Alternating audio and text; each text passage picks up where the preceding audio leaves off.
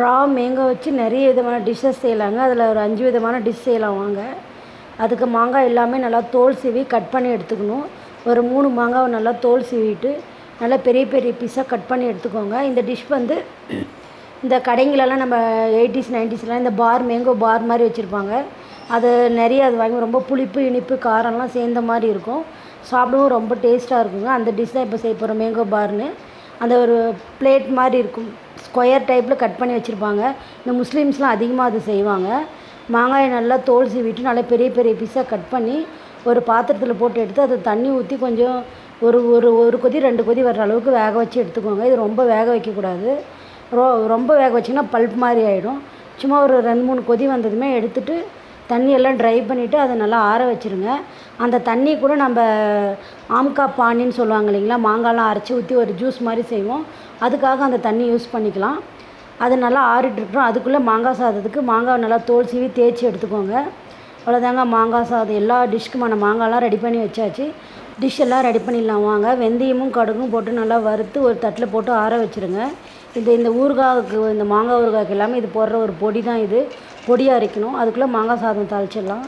தேங்காய் எண்ணெயும் கடலை எண்ணெயும் கலந்து ஊற்றிட்டு அதில் ஒரு கைப்பிடி கடலக்கொட்டையும் உளுத்தம்பருப்பு கடலப்பருப்பு கடுகு சீரகம் போட்டு நல்லா தாளித்து விட்டுக்கோங்க. இந்த மாங்காய் சாதத்துக்கு வந்து கொஞ்சம் காஞ்ச மிளகாவும் பச்சை மிளகாவும் சேர்த்து போடணும். காஞ்ச மிளகா வந்து ஃப்ளேவருக்கும், பச்சை மிளகா வந்து அந்த மாங்காய் கூட சேரும்போது டேஸ்ட் நல்லாயிருக்கும். கருவேப்பிலை போட்டுட்டு பெருங்காயம் போட்டுட்டு நல்லா வணங்கினதும் துருவி வச்சுருக்கிற மாங்காய், உப்பு, மஞ்சள்தூள் போட்டு நல்லா கலந்து விடுங்க. அது ஓரளவுக்கு சூடு ஏறணும். ரொம்ப சூடு ஏற விடக்கூடாது. ஓரளவுக்கு நல்லா வணங்குற அளவுக்கு சூடு ஏறினா போதும். அதுக்குள்ளே சாதம் வடித்து ஆற வச்சுக்கலாம். இப்போ மாங்காய் ஊறுகாய் தாளிச்சிக்கலாம் வாங்க. இது வந்து இன்ஸ்டன்ட் மாங்காய் ஊறுகாய், அந்த கல்யாணத்துலலாம் கொடுப்பாங்க. நல்லெண்ணெய் ஊற்றிட்டு அதில் கடுகு கொஞ்சம் பெருங்காயம் போட்டுட்டு கட் பண்ணி வச்சுருக்கிற பொடியை கட் பண்ண மாங்காய், உப்பு சேர்த்து மிளகாத்தூள் சேர்த்து நல்லா கலந்து விட்டுட்டிங்கன்னா இவ்வளோ தாங்க இந்த ரெடிமேட் மாங்காய் பிக்கலுக்கு. இதில் நீங்கள் தேவைப்பட்டால் கொஞ்சமாக தண்ணி கலந்து கொதிக்க வச்சுக்கலாம் உடனே தேவைன்னா. அப்படி இல்லைன்னா வச்சு சாப்பிட்றதா இருந்தால் நீங்கள் நம்ம வறுத்து வச்சுருக்கோம் இல்லைங்களா, வெந்தயமும் கடுகும் வறுத்து அந்த பொடி ஒரு 2 ஸ்பூன் போட்டுட்டு மேலாப்பில் கொஞ்சம் நல்லெண்ணெய் ஊற்றி நல்லா கலந்து இறக்கிடுங்க. அவ்வளோதான், சூப்பரான இன்ஸ்டன்ட் ஊறுகாய் ரெடி ஆகிடும். இந்த கல்யாணத்தில் கொடுக்குற மாதிரி. மாங்காய் சாதத்துக்கு லைட்டாக வணங்கினதும் அது கொஞ்சம் மாங்காவோட அந்த ஃப்ளேவர் ஈக்குவல் ஆகிறதுக்காக கொஞ்சமாக சுகர் சேர்த்துக்கோங்க. சுகர் சேர்க்கும் போது அந்த புளிப்பு உப்பு காரம் எல்லாம் ஈக்குவல் ஆகிடும். டேஸ்ட் கொஞ்சம் நல்லாயிருக்கும். சாதம் அதிலேயே நீங்கள் கொட்டி கிளறலாம். இல்லை மாங்காய் பல்ப்பு அதிகமாக இருந்தால் நீங்கள் பாத்திரத்துலேயே மாங்காவை எடுத்து போட்டு கிளறி எடுத்துக்கலாம். ஆனால் இந்த மாதிரி கிளறி எடுக்கும்போது ரொம்ப நேரம் சாதம் நிற்காது, கெட்டுடும். நீங்கள் வானல்லே போட்டு வறுத்து வச்சிங்கன்னா சாதம் வந்து மதியம் செஞ்சால் நைட் வரைக்கும் கூட நல்லாயிருக்கும். அவ்வளோதான், மாங்காய் சாதம் நல்லா கிளறி விட்டு உப்பு எல்லாம் சரி பார்த்துட்டு எடுத்து வச்சுருங்க. மாங்காய் சாதமும் ரெடி ஆகிடுச்சு. சூப்பர் டேஸ்ட்டில் இருக்கும். காரம், புளிப்பு, உப்பு, இனிப்பு எல்லாமே கலந்த மாதிரி இருக்கும். இப்போ வந்து நம்ம வறுத்து வச்சுருக்கிற மாங்காய் இருக்குங்களா, அந்த மாங்காய் எடுத்து ரெடி பண்ணி பாத்திரத்தில் போட்டு எடுத்து வச்சிடலாம்.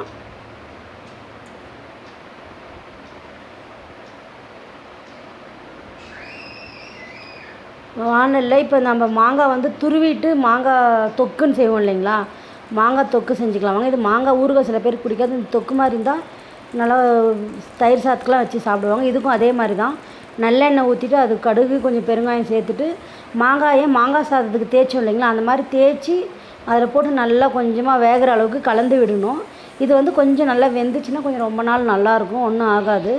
நல்லா எண்ணெயிலே ஓரளவுக்கு கொதி வந்ததும் தேவையான அளவுக்கு மிளகாத்தூள் போட்டுக்கோங்க. இது எல்லாமே வெறும் மிளகாத்தூள், இது வீட்டிலே அரைச்சிருக்கும், காஷ்மீர் மிளகாய் சேர்த்து. அதனால் கலருக்காக நாங்கள் வேறு எதுவும் போட மாட்டோம். வெறும் மிளகாய் கூட நீங்கள் காஷ்மீர் மிளகாவும் சேர்த்து மிளகாத்தூள் அரைச்சிங்கன்னா கலருக்கே உங்களுக்கு அவசியம் இருக்காது. தேவையான அளவுக்கு உப்பு சேர்த்து நல்லா கலந்து விட்டுடுங்க அந்த தொக்குக்கு, மாங்காய் தொக்குக்கு. இதுக்கும் அதே மாதிரி நம்ம வெந்தயமும் கடுகு சேர்த்து வச்சுருக்கோம் இல்லைங்களா அரைச்சி, அது பொடி ஒரு 1.5 ஸ்பூன் போட்டு கலந்து விட்டு இறக்கி நல்லா ஆறுனதும் நல்லா ஏர்டைட் கண்டெய்னரில் போட்டு வச்சுட்டிங்கன்னா சூப்பராக இருக்கும். இது ஊறுகாய் 6 மாதம் ஆனாலும் கெடாது உங்களுக்கு. அடுத்தது வந்து மாங்காய் பச்சடி பண்ணிக்கலாம் வாங்க. இந்த மாங்காய் பச்சடி வந்து இனிப்பு, புளிப்பு, காரம் எல்லாம் கலந்தது. எண்ணெய் ஊற்றிட்டு கொஞ்சமாக கடுகு சீரகம் போட்டு நல்லா தாளித்து விட்டுட்டு, இதுக்கு வந்து மாங்காய் வந்து மேல் தோல் சீவாமல் அப்படியே கூட போடலாம். நல்லா பெரிய பெரிய பீஸாக கட் பண்ணி தேவையான அளவுக்கு உப்பு சேர்த்து நல்லா வணக்கி விட்டிங்கன்னா நல்லா அது வேகும். அது வேகும் போது 1 டம்ளர் அளவு தண்ணி ஊற்றணும். தண்ணி ஊற்றுனீங்கன்னா தான் நல்லா மாங்காய் வெந்து நல்லா குழம்பு மாதிரி நல்லா கரையும் மாங்காய். தேவையான அளவுக்கு மிளகாத்தூள் போடுங்க. இதுக்கு ரொம்ப மிளகாத்தூள் தேவையில்லை, கொஞ்சமாக போட்டால் போதும். ஏன்னா இனிப்பும் சேர்த்துறதுனால ரொம்ப காரம் இருந்தால் நல்லா இருக்காது. இது தேன் மாதிரி இருக்கும் இந்த மாங்காய் பச்சடி பார்த்திங்கன்னா, அவ்வளோ டேஸ்ட்டில் இருக்கும் உங்களுக்கு. தண்ணி ஊற்றி நல்லா கொதி வந்து வேகட்டும். அது வேகிற அளவுக்கு விட்டுட்டு நல்லா தண்ணி சுண்டுற அளவுக்கு வேகணும். இந்த ஸ்டேஜில் நல்லா ஒரு கைப்பிடி அளவுக்கு வெல்லம் எடுத்து அதில் போட்டு நல்லா கலந்து விட்டுடுங்க. இனிப்பு, புளிப்பு, உப்பு, காரம் எல்லாம் ஈக்குவலாக நல்லா கலந்து நல்லா வெந்து பச்சடி வந்து சும்மா அது கொல கொலன்னு நல்லா மேஷ் ஆகிட்ருக்கும் மாங்காய் எல்லாமே. மாங்காய் பச்சடியும் ரெடி ஆகிடுச்சு. அதனால் ஒரு கப்பில் மாற்றி வச்சுட்டு அது பாத்திரம் கழுவி எடுத்துகிட்டு மாங்காய் பார் ரெடி பண்ணிடலாம். மாங்காய் பாருக்கு வந்து ஆறு இருக்குது இல்லைங்களா, ஃபஸ்ட்டே ரெடி பண்ண மாங்காய் அதை வந்து மிக்சியில் போட்டு நல்லா ஃபைனாக அரைச்சிக்கோங்க. அதில் உப்பு கிப்புன்னு எதுவுமே சேர்த்தலை, அது மாங்காய் மட்டும் தான் அரைச்சிருக்கோம். நல்லா வானலில் எண்ணெய் ஊற்றிட்டு நம்ம அரைச்சி வச்சுருக்கிற அந்த பல்ப்பு போட்டு நல்லா வேக விடுங்க. நீங்கள் தேவைப்பட்ட இந்த ஸ்டேஜில் சீரகம் போட்டு பொரிய விடலாம். ஆனால் பொரிய விடும்போது வாசனை வேறு மாதிரி இருக்கும். நீங்கள் ராவாக சீரகம்லாம் இடித்து சேர்த்திங்கன்னா ஒரு டேஸ்ட் நல்லாயிருக்கும் உங்களுக்கு. இப்போ வந்து மாங்காய் பார் எண்ணெயில் போட்டு நல்லா கலந்து விட்டுட்டு தேவையான அளவுக்கு உப்பு சேர்த்துருங்க. உப்பு சேர்த்து நல்லா கலந்து விட்டுட்டு சீரகமும் கொஞ்சோண்டு மிளகு வச்சு நல்லா நைஸாக ஒன்றும் பாதியமாக நல்லா இடிச்சிடணும். நைஸாக வேண்டாம், ஒரு கோர்ஸ் பேஸ்ட்டில் நல்லா இடிச்சிட்டிங்கன்னா அந்த மேங்கோ பாரில் அங்கங்கே உங்களுக்கு சீரகம் தெரியும் போது டேஸ்ட் நல்லாயிருக்கும் உங்களுக்கு. அதாங்க நல்லா இடிச்சிட்டு சேர்த்துருங்க மிளகு சீரகத்தை.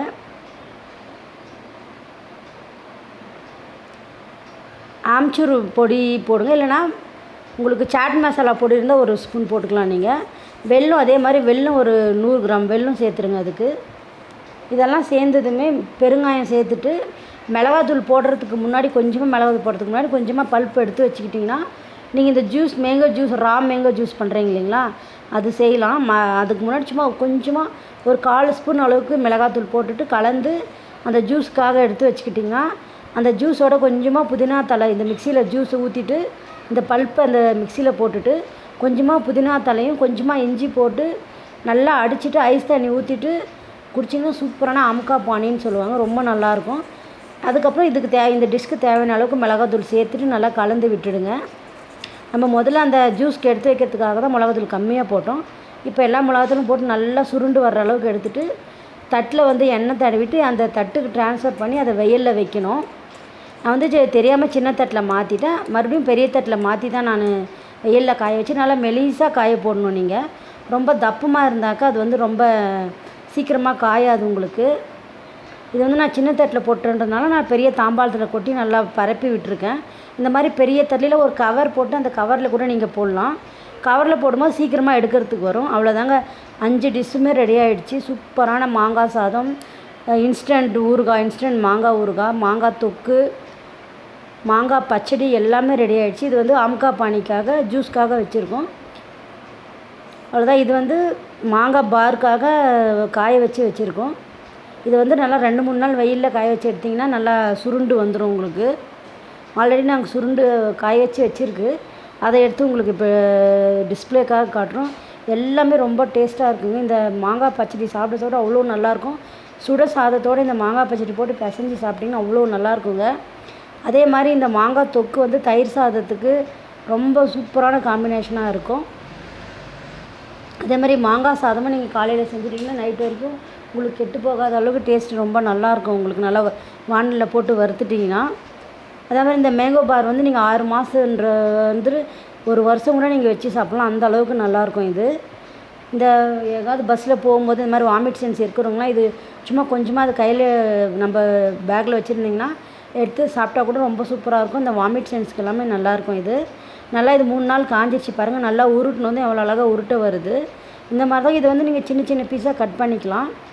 இந்த 90s 80s டைம்லலாம் இந்த மாதிரி தான் மாங்காய் பார் வந்து ₹1 சொல்லிட்டு இந்த பீஸ் மாதிரி போட்டு கொடுப்பாங்க. அது ரொம்ப சூப்பராக இருக்குங்க. அதே மாதிரி இப்பயும் நம்ம செஞ்சு பசங்களுக்கு கொடுக்கலாம். நீங்களும் பிடிச்சிருந்தா லைக் பண்ணுங்கள், கமெண்ட் பண்ணுங்கள்.